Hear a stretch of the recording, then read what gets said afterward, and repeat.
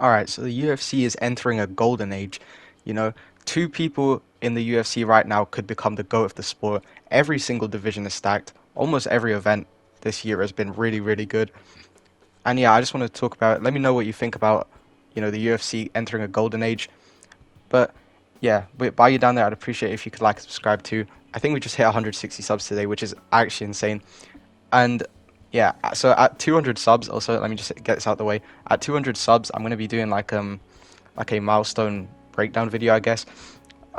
Should be in like a month. I should hit 200 subs. But anyway, I want to get into the video because, bro, it's actually pretty funny because I saw Bedtime MMA the other day. He made a video. The UFC is so bad right now. But yeah, the reason I would want to talk about this because I saw this thing.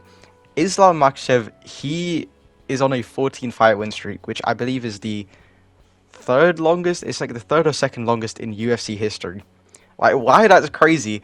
It's like nobody's really talking about how Islam right now could actually become the GOAT of the sport, bro. Like, he could easily surpass Anderson Silva's record, and he could actually retire as like top five of all time, bro. No one is even talking about it right now. No one is giving like Makhachev that much respect or anything, even though his legacy is crazy. Like, bro, he's had like four title fights so far, I think. You know, two against Volk, one against Poirier, one against Charles. Almost all of those won some kind of bonus. All of those are like classic fights as well, though. Like Volkanovski, the first one, that was like one of the greatest fights of all time. The second one, that highlight is crazy. The first fight, he subbed Oliveira, who's like, bro, like how many subs does that guy have, bro? How good is his ground game? And then Islam subbed him, which is insane. I know it sounds like I'm glazing, but bro, and on top of that, that fight against Poirier, that's also like a classic, bro. That like those are gonna age so well. Bro, no one is talking about how this guy's about to become like he's already like in my opinion he's surpassed Habib as a lightweight goat, and even then he only needs like two more defenses and he can like indefinitely surpass him, bro. So like Islam Makhachev, this guy actually has potential to beat Anderson Silva's like I believe it's Anderson Silva. It might be Silva or I can't remember if it's GSP Silva or Mighty Mouse, but one of those guys have a 16 fight win streak. Islam could actually surpass that because really all he needs is he can beat Arman and then he can beat Gamrot and then yeah, that's it, bro. And then if he beats Leon, he's double champ. And then, bro, it's gonna be so hard to argue that Islam is not like the second greatest of all time, bro. Because like his win streak is actually crazy when you look at who he's fought. Because you look at Anderson Silva's win streak, Demetrius Johnson win streaks, bro.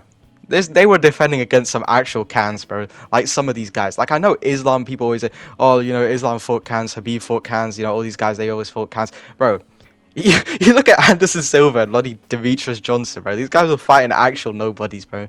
Like, bro. Anyway, so yeah, Islam Makhachev, this guy, he's about to become the lightweight goat. He's about to, be like top three of all time, which is actually crazy when you think about it. And bro, it's not even just Islam. Islam has the potential to surpass John Jones because John Jones, his legacy is kind of iffy.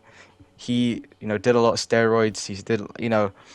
It's just his record. Also, another thing I'll talk about John Jones quickly because I want to talk about it like in another video. But bro, John Jones. When you really think about it, this guy might be the luckiest fighter of all time. He's like genetically gifted, bro, and he happened to be in a division where all the legends of the sport were also in the division at the same time. Bro, like, he could actually surpass John Jones if he really just gets some actually like really good wins. If he beats Arman, beats Gamrot, beats Leon, and then beats some guys at welterweight too, like he might be the second greatest of all time. I think it's gonna be very hard to surpass John Jones though. But then you've got Alex Pereira, who again another guy. He could be the GOAT, bro. Like I know that sounds crazy because it's kind of like an asterisk on his career because we don't know if he can fight wrestlers or not. But bro, if this guy's a three division champ, it's gonna be hard to argue that this guy isn't also like top three of all time. We've never seen a three division champ before. Like if someone can become the three division champ, like that's a crazy achievement, bro. I don't think there's ever been a three division champ. No, I might be. I was gonna say like all of MMA. Sorry, but I think I'm wrong. I think there's other three division champs, but still, Alex Pereira, if he knocks out Tom Aspinall, That's gonna be crazy. He'll become a three division champ. Also, this guy's like a two division champ in like such a short amount of time. Like, bro, Alex Pereira has crazy potential. You know, like he could definitely become like bare minimum top 10 of all time. It just kind of depends if he can like actually be a wrestler.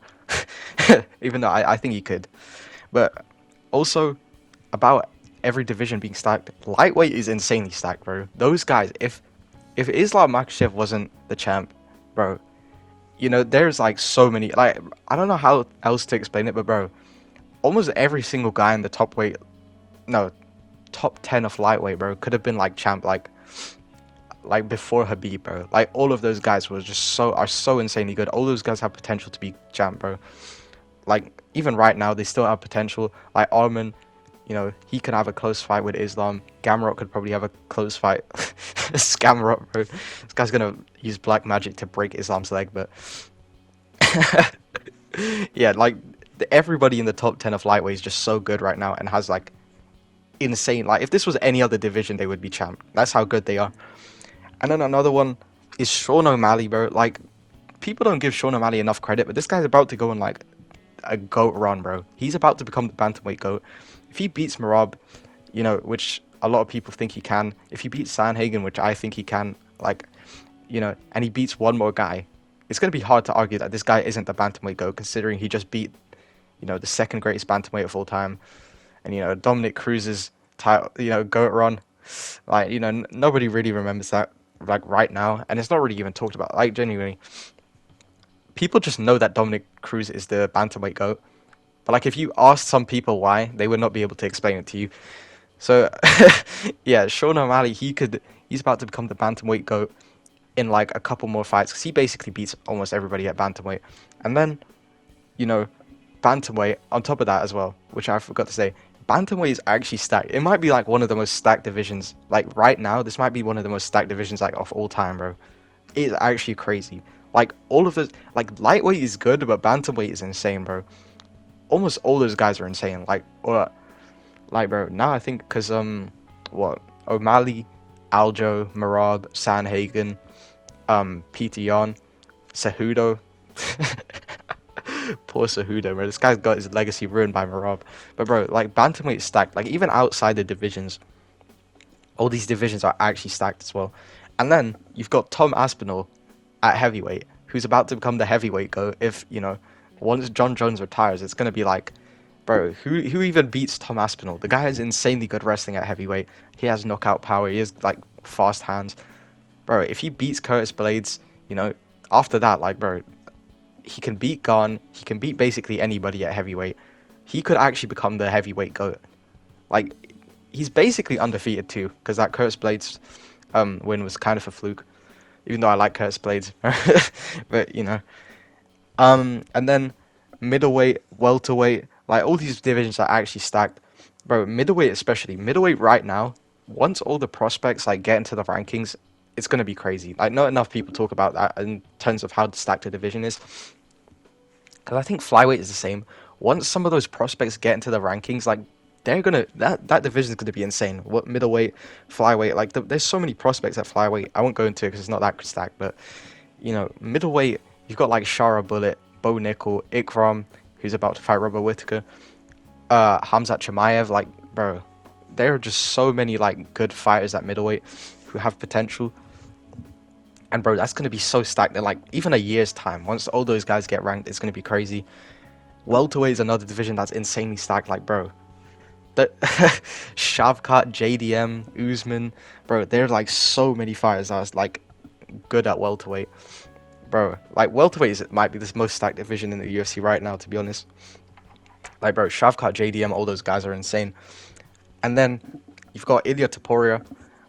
He has potential to become a huge star. I think he is a pretty big star in Spain. Obviously, like, I don't know how big he is in Spain, but bro, actually, that's another thing, bro. Ilia Topuria, he is like a big star in Spain. Like everybody, like, kind of knows this.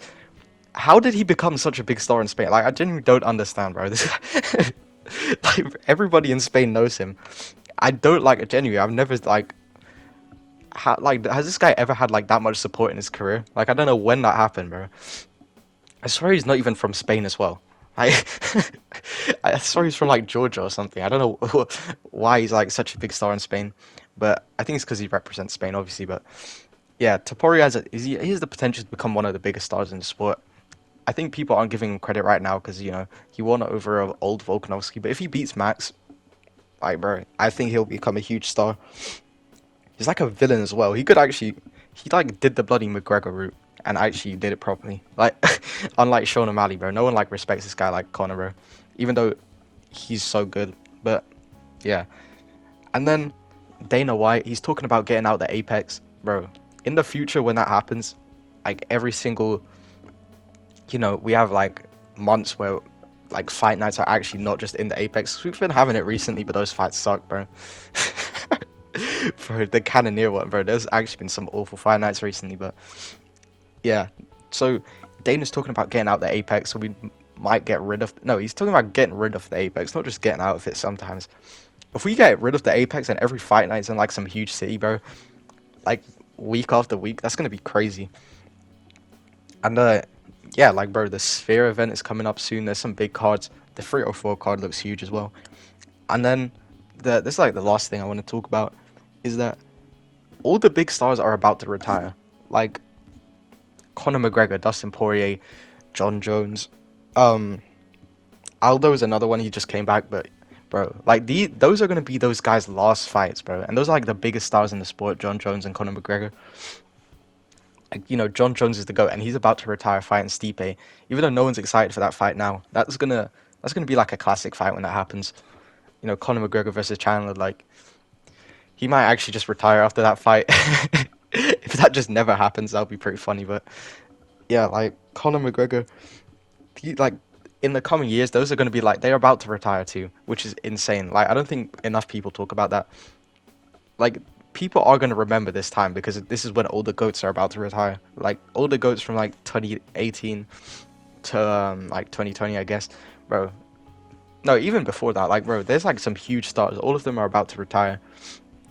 And the best thing about it, kind of, you know, is that after this, it allows for new stars. Even though there's been some, but like, bro, Conor McGregor, John Jones, like people still care about those guys. And once they leave, it'll allow even better stars to come along. And I think a lot of people do have huge potential. I think Pereira has the most star power right now, which is crazy, but bro, just remembered bloody Lucas Tracy was saying that Ian, what's his name? Ian Gary could become a huge star. This guy ruined his career so bad. But yeah, um, that's gonna be it, bro. I think in the future, I think in the next like 2 years, maybe UFC will enter a golden age. But yeah, that's gonna be it. Thanks for watching. Like, subscribe. All right.